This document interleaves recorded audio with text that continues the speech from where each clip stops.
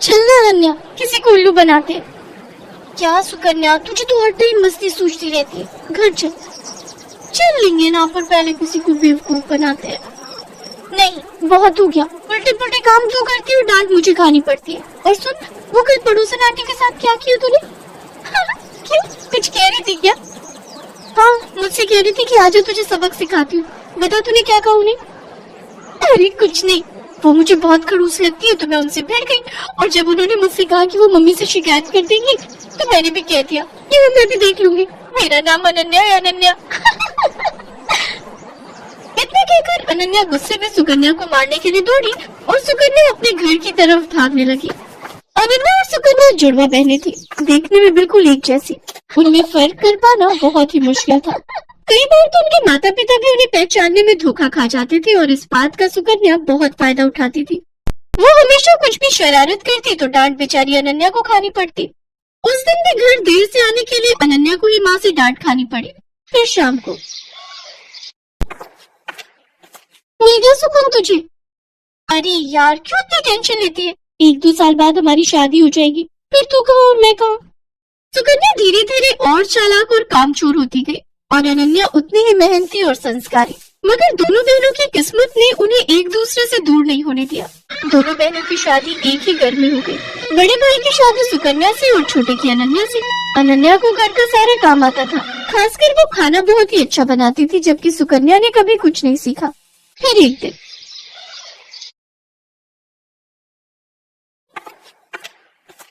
अरे बैठकर टीवी देख रही हो, पहले जाकर कपड़े तो धो लो। माँ जी, आप अनन्या को बोल दो ना, सुबह से मैं ही तो घर का सारा काम कर रही हूँ, बर्तन धोए और फिर खाना भी बनाया। अच्छा, सॉरी बेटा, मुझे लगा कि वो सब अनन्या ने किया है। नहीं नहीं माँ जी, सारे काम मैंने किए, वो तो बस अभी निकली है अपने कमरे से। अच्छा, रुको जरा अभी खबर लेती हूँ उसकी। फिर वो गुस्से में अनन्या के पास गई जो झाड़ू लगा रही थी। दिन भर बस टीवी या फिर आराम, अभी कोई टाइम है झाड़ू लगाने का? पर माँ जी, चुप हो जाओ, एक उसे देखो, अपनी बहन को, कितना काम करती है बेचारी। अपनी सास की बात सुनकर अनन्या समझ गई कि उसकी बहन सुकन्या ने उसकी सास को भी बेवकूफ बना दिया है। वो अपनी सास से कुछ नहीं बोली और चुपचाप झाड़ू लगाती रही। बेचारी अनन्या सुबह से शाम तक घर के सारे काम करती, लेकिन फिर भी उसे ही सास की डांट खानी पड़ती। फिर एक दिन, अरे बहू चल मेरे साथ रसोई में, आज मिलकर खाना बनाते हैं। ठीक है माँ जी, अब चलो मैं आती हूँ। सरला रसोई की तरफ चली गई और सुकन्या सीधे अनन्या के कमरे में। अरे अनन्या, वो तुझे माँ जी बुला रही है खाना बनाने के लिए। अच्छा, बस अभी जाती हूँ। सुकन्या ने एक बार फिर अनन्या को बुद्धू बना दिया था और बेचारी अनन्या को पता ही नहीं था कि उसकी सास ने उसे नहीं बल्कि सुकन्या को बुलाया है। उधर रसोई में आ गई, कहाँ रह गई थी? चलो एक काम करो, तुम आटा गूंद दो, मैं सब्जी काट देती हूँ। ठीक है माँ जी। अनन्या ने बहुत जल्दी और बहुत अच्छा आटा गूंथा था, जिसे देखकर सरला बहुत खुश हुई। और फिर, क्या बात है, इतनी जल्दी और इतना अच्छा आटा गूंथ दिया। अरे तुम अनन्या को कुछ सिखाती क्यों नहीं हो? उसे तो कुछ भी नहीं आता। अनन्या समझ गई थी कि उसकी सास सरला उसे सुकन्या समझ रही थी और वो ये भी समझ गई थी कि रसोई के काम से बचने के लिए कामचोर सुकन्या ने उसे सरला के साथ भेज दिया। उसे सुकन्या पर बहुत गुस्सा आया, लेकिन वो कुछ बोली नहीं। ऐसे ही वक्त बीतता गया। सरला की नजर में घर का सारा काम सुकन्या करती थी, रसोई सुकन्या ही संभालती थी, जबकि अनन्या सिर्फ दिन भर टीवी देखती थी। जबकि सच इससे बिल्कुल उलट था। और फिर एक दिन, अरे बेटी सुकन्या। जी माँ जी बताइए। उस दिन जो तुमने हलवा बनाया था ना, वो बादाम वाला, मेरा खाने का बहुत मन हो रहा है, मेरे लिए बना दो ना। इसमें कौन सी बड़ी बात है, लो आप टीवी देखो, मैं बस अभी लाती हूँ बनाकर। ना मुझे तो खाना है ही, पर मुझे वो हलवा बनाना भी सीखना है, तो मैं भी चलती हूँ साथ। तुम बनाना और मैं देखूंगी। आप बैठे ना माँ जी। अरे चलो ना, साथ में बनाते हैं।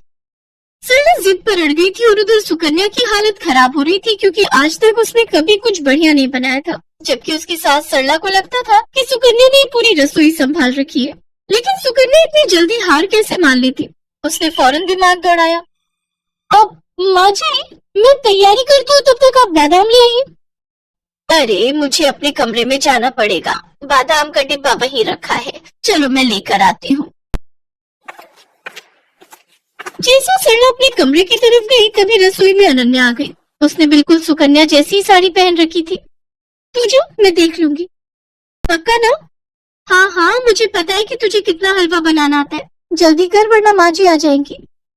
अनन्या नहीं चाहती थी कि उसकी बहन को डांट पड़े, इसलिए वो सुकन्या बनकर रसोई में काम करने लगी। उसने अपनी सास को सुकन्या बनकर ही हलवा बनाना सिखाया।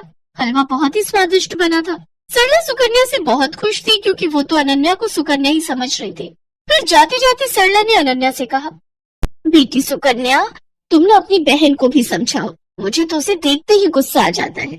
बताओ, तुम दोनों एक ही माँ की कोख से जन्मी हो, लेकिन तुम में और उसमें कितना अंतर है। सरला की बात सुनकर अनन्या को बहुत दुख हुआ। वो अपनी सास से सब सच कहना चाहती थी, लेकिन फिर अपनी बहन के बारे में सोचकर चुप रह गई। अगली सुबह सुकन्या जैसे ही उठकर रसोई की तरफ आई तो उसकी सास सरला ने उसका हाथ पकड़ लिया। ये क्या कर रही है माँ जी? आज तुझे नहीं छोड़ूंगी। तूने मुझसे हमेशा झूठ बोला, तुझे कुछ नहीं आता, और तूने हमेशा अपनी बहन की मेहनत को अपना बताकर आराम तलबी की, और वो बेचारी दिन भर रसोई और बाकी कामों में लगी रही, ऊपर से मेरी डांट भी चुपचाप सुनती रही। सरला लगातार सुकन्या को डांट रही थी, तभी सुकन्या ने फिर से झूठ बोलकर बचने की कोशिश की। नहीं माँ जी, मैं झूठ नहीं बोल रही, मैं तो खुद काम करती हूँ। कल रसोई में सारा दिन लगाकर आपके लिए हलवा बनाया था ना, तब तो आप भी वही थी। वही थी, इसीलिए सब कुछ जान सकी। तूने हलवा बनाया था तो जरा दिखा अपनी कलाई, जो कल कढ़ाई उतारते हुए जल गई थी। दिखा, दिखाना। अब सुकन्या अपने हाथ पीछे किए बिल्कुल चुप खड़ी थी, क्योंकि उसकी चोरी पकड़ी गई थी। इसके बाद सरला फौरन दूसरे कमरे में गई, जहाँ अनन्या अपनी जली हुई कलाई के साथ खड़ी थी। सरला ने उसके सिर पर हाथ फिराया और बड़े प्यार से बोली, मुझे माफ कर दो बेटी, लेकिन तुम भी मुझसे वादा करो कि इस घाव के ठीक हो जाने के बाद भी तुम और कोई दर्द नहीं झेलोगी अपनी उस कामचोर बहन की खातिर।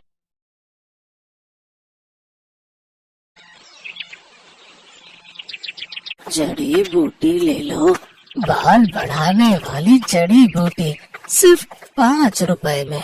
बाल बढ़ाने वाली जड़ी बूटी सिर्फ 5 रुपए में? जरा देखो तो। सुधा को अपने बाल बढ़ाने थे, उसके लिए वो कुछ भी कर सकती थी। उसने बूढ़े आदमी से जड़ी बूटी खरीद ली। उस आदमी ने कहा, इस जड़ी बूटी को जोर जोर से पीसना, पीसने से तेल निकलेगा। उस तेल को सोने से पहले अपने बालों पे लगाना। जड़ी बूटी लेकर सुधा घर चली गई। तभी सुधा जड़ी बूटी पीसकर तेल निकालकर और उसे अपने सर पर लगाकर सो गई। और अगले दिन सुबह नींद से उठने के बाद उसने देखा उसके सर पर जितने भी बाल थे वो सब झड़ गए हैं। सुधा ये विश्वास नहीं कर पा रही थी। कहते हैं लड़कियां लंबे बालों में ही अच्छी लगती हैं, लेकिन सुधा के बाल बचपन से ही छोटे थे, उसके बाल बढ़ते ही नहीं थे।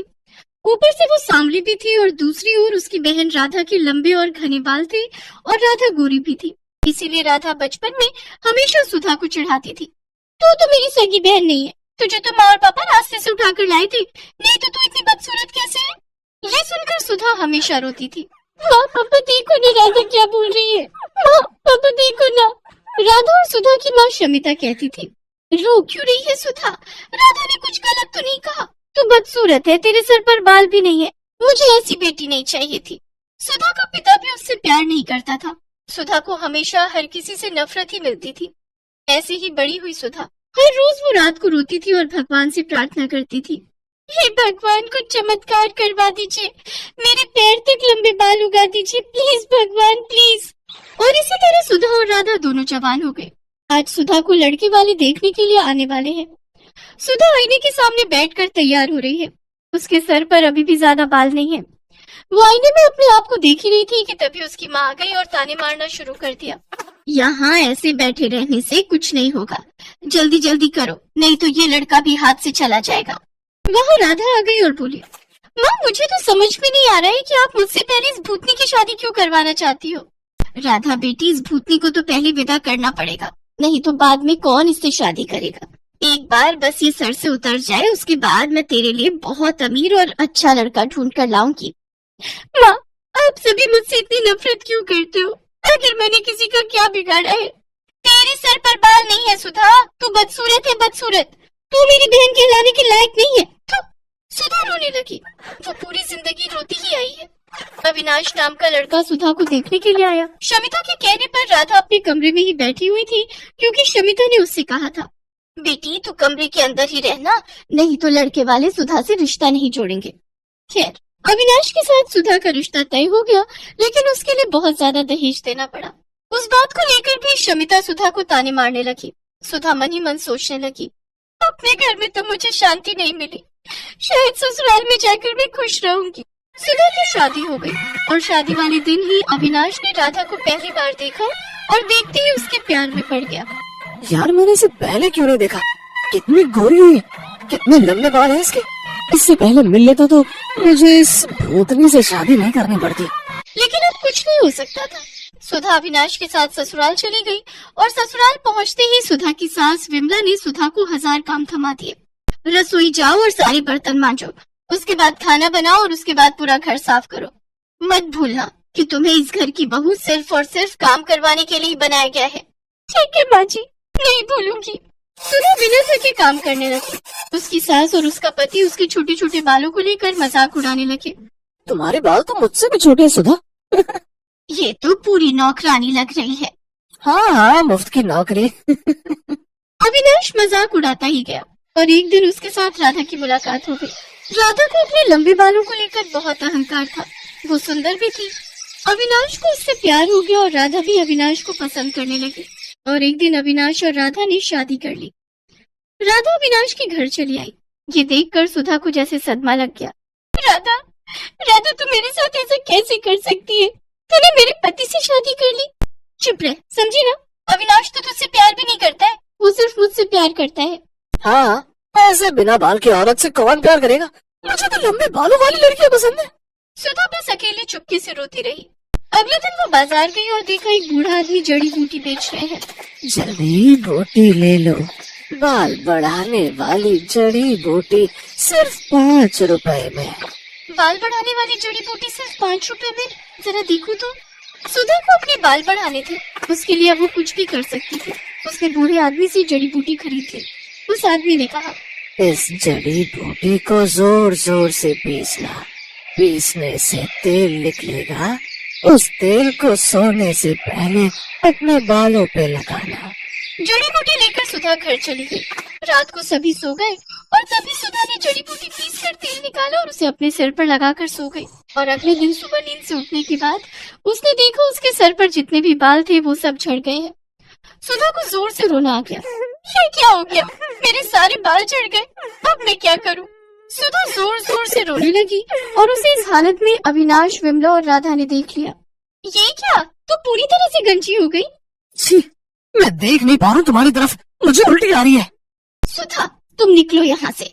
यहाँ तुम्हारी कोई जरूरत नहीं है। तुम इस घर में रहोगी तो इस घर का नाम बदनाम होगा। सभी ने मिलकर सुधा को घर से निकाल दिया। सुधा रोते हुए एक जंगल में चली गई। जंगल में वो एक पेड़ के नीचे बैठकर रोने लगी। उस पेड़ पर एक पंछी रहती थी। उसने सुधा को रोते हुए देखकर कहा, तुम रो क्यों रही हो? सुधा ने उस पंछी को सब कुछ बताया। रो मत, ज्यादातर इंसान बुरे होते हैं, इसीलिए तो हम जंगल में रहते हैं। इस जंगल में सब कुछ है, बड़ी से बड़ी बीमारी का इलाज है यहाँ। एक फल है, उसका रस निकाल कर सर पर लगाने से बाल बड़े हो सकते हैं। सच? कहाँ मिलेगा मुझे वो फल? मैं लाती हूँ। उस पंछी ने कुछ ही देर में सुधा को फल ला कर दिया। उस फल का रस निकाल कर सुधा ने सर पर लगाया और उसके बाल उगने लगे। उसके बाल सर से पैर तक आ गए, काले लंबे घरे बाल, ठीक जैसा सुधा चाहती थी। सुधा ने पंछी से कहा, अच्छी पंछी, तुम्हारा बहुत बहुत धन्यवाद। मैं इस फल का रस लड़कियों को बेचना चाहती हूँ, उन लड़कियों को जिनके बाल नहीं उगते, ताकि उन्हें भी मेरी तरह परेशानियों का सामना न करना पड़े। सुधा जंगल से निकलकर फल का रस बेचने लगी और एक दिन उसे अविनाश और राधा ने देख लिया। तुम सुधा हो ना? हाँ, क्यों? अरे वाह, तुम्हारे इतने लंबे बाल कैसे हो गए? इस फल का रस निकालकर सर पर लगाने से। तुम बहुत खूबसूरत लग रही हो। क्या तुम मेरे साथ घर आना चाहोगी? ये सब देख और सुनकर राधा को जलन हो रही थी। उसने फल का रस लिया और पूरी बोतल अपने सर पर डाल दी, लेकिन उससे असर उल्टा हो गया। उसके सारे बाल झड़ गए और वो गंजी हो गई। ये क्या हुआ मेरे साथ? मैं गंजी हो गई। बहुत अच्छा हुआ, यही लालच का नतीजा है। बचपन से आज तक तूने मुझे चैन से जीने नहीं दिया, अब देख कैसा लगता है।